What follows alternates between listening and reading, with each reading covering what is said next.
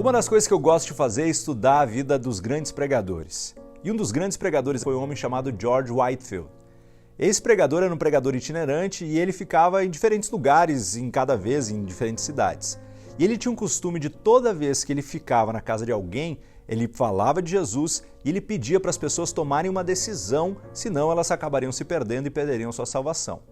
E numa dessas passagens por uma cidade, ele ficou na casa de um coronel. Um homem muito bom, um homem muito amável, a família muito boa, trataram o George Whitefield muito bem.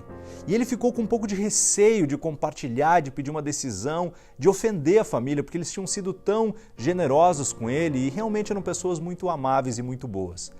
Só que o Espírito Santo começou a incomodar ele de que ele deveria compartilhar. Mas mesmo assim ele estava receoso de fazer como ele fazia nas outras casas, porque ele era extremamente direto. Então, à noite, o Espírito Santo falou com ele e ele ficou naquela luta e ele teve uma ideia. E ele orou para Deus para que Deus pudesse considerar aquela ideia, porque era uma ideia diferente.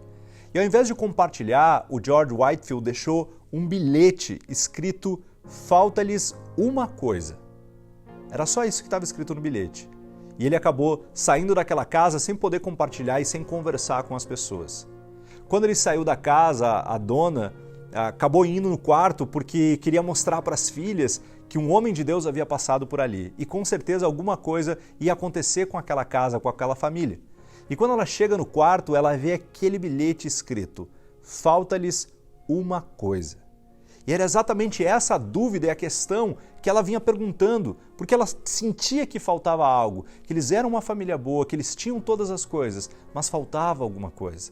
Então ela chamou rapidamente o coronel. Quando o coronel chegou, a família toda se emocionou e entendeu que o que faltava era Deus naquela família, era Jesus naquela família. E muitas vezes a gente vive a vida e sente que algo está faltando, que alguma coisa não está completa. E é aí que entra Jesus. Jesus é aquele que preenche o vazio da nossa vida. A Bíblia diz, lá em João, no capítulo 14, no versículo 6, Jesus diz o seguinte: "Eu sou o caminho, a verdade e a vida".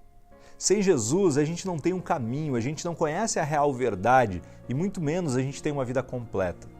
Então muitas vezes a gente está caminhando e está faltando algo e é justamente por isso que eu estou aqui nesse vídeo para falar para você.